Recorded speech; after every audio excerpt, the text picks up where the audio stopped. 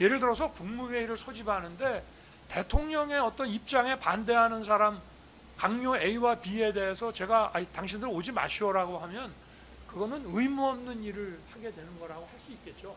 또 국무회의를 소집하는데 누구누구는 연락하지 말고 못 오게 해라 라고 하면 그거 역시 의무 없는 일을 하게 되는 거지만, 이 심의라고 하는 것은 대통령에 대한 어떤 그 자문인데, 대통령에게 이 자문을 제공하는 것이 대통령과 국무위원 간의 어떤 하나의 권리와 또 의무의 이런 관계가 존재하는 것인지 일단 막 의문이고, 또 하나는 이게 이제 국가 긴급권의 행사라고 하는 것은 대통령의 어떤 독점적 배타적 헌법상 권한으로 되어 있습니다. 그래서 우리가 이거는 헌법상 국회의 계엄 해제 요구 결의라고 하는 정치적 통제, 국회의 계엄 해제 요구 결의가 헌법에 좀 헌법 정신에 반하고 좀 부당하다 하더라도 그거는 무조건 따르게 돼 있는 그런 것이기 때문에, 그런 정치적 통제에 의해서 대통령의 이런 독점적 배타적 권한 행사가 제한되게 돼 있을 뿐이지, 이거 자체를 가지고 형사법정에 세워서 막 이게 뭐 형사 처벌을 해야 된다 말아야 된다라고 하는 것 자체가 앞으로 아마 상당히 우리나라에서의 이 대통령 제도라는 걸 운영해 나가는데 뭐 어떤 그 제왕적 대통령을 규제하기 위한 거라고 하는데요. 제왕적 대통령이라는 건 없습니다. 저기 보셨잖아요. 그냥 대통령이 계엄 해제했는데도 그냥 막바로 내란몰이 하면서 막 대통령 관저에 막 밀고 들어오는 거 보셨지 않습니까? 얼마나 이 대통령을 가볍게 생각을 하면 이렇게 하겠습니까? 우리나라에. 그리고 뭐 특검의 이런 내란 피고 사건 공소장을 보면 대통령이 무력화되고 뭐 하니까 국면을 타개할 생각으로 뭐 이런 거의 친위 쿠데타 같은 이런 거를 기획을 했다고 이제 적시를 하고 있는데, 뭐 제왕적 대통령으로서의 권력이 막강하면 이런 것 자체가 좀 검찰 측 논리가 좀 앞뒤가 안 맞다는 그런 말씀을 드리고 싶고, 어찌됐든 이 국무회의를 좀 이렇게 긴급 국무회의로 또 우리가 지금 45년 만에 있는 이런 국가 긴급권의 행사인 만큼 이 국무회의도 주례 국무회의 할 때처럼 하기는 어렵다는 점을 좀 재판부께서 좀 이해를 해 주셨으면은 생각합니다. 그리고 이 대통령의 어떤 국가 긴급권 행사 요건이라고 하는 것은 그 실체적 요건뿐만 아니라 이 절차적 요건에서도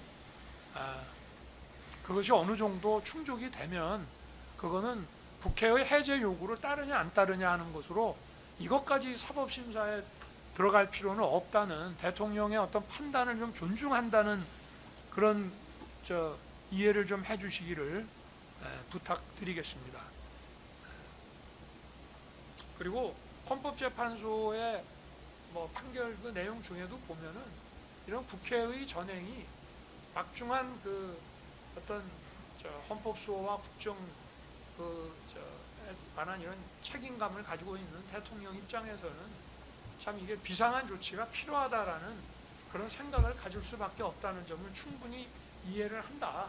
그러나 헌법 개정이라든가 법률 개정이라든가 위헌정당 해산 청구 같은 이런 거를 하는 게 맞지 않느냐 하는데, 저는 그 점에 대해서는 그게 과연 가능한 건지에 좀 의문입니다. 네. 일단 그리고 이제 헌재에서는 그 탄핵의 어떤 중요한 근거로서 박종근의 증언과 홍장원의 증언, 그 다음에 이제 한독수 총리의 국무회의가 뭐 없었다 하는 뭐 그런 증언의 바탕을 이제 두었다고 하는데요. 뭐 사실은 헌재에서도 거기까지 세심히 보실지는 모르겠습니다만은 헌재 그 탄핵 심판 증인 신문 조서를 보시면은 이미 거기서도 박종군과 홍장원의 진술들이 짧은 시간이지만 엄청나게 탄핵이 됐습니다. 재판관들이 의문을 가지고 물어보고 박종군도 대통령이 국회의원 끌어내라고 한 적은 없는데 인원이라고 얘기했는데 저는 그걸 의원으로 이해했습니다. 이런 식으로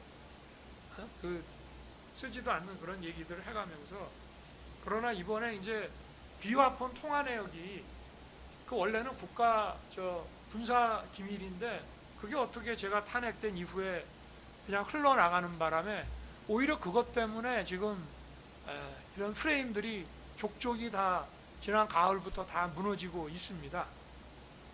그래서 그 정도 제가 말씀을 드리겠습니다. 이 부분에 대해서는 아까 또 많이 얘기를 했기 때문에. 그래서 이게 제가 일단 13명을 불렀습니다만 13명까지 부른 거는 나머지 8명에 대한 심의권 침해가 되고 19명이나 20명쯤 불렀으면 한두 명에 대한 심의권 침해가 안 되느냐, 또 불렀는데 안 기다리고 보도가 막 날 것 같아서 그냥 계엄 선포를 했다고 해서 그게 심의권 침해가 되는지, 몇 명을 해야 이게 되는 건지 안 되는 건지 참 좀 의문입니다.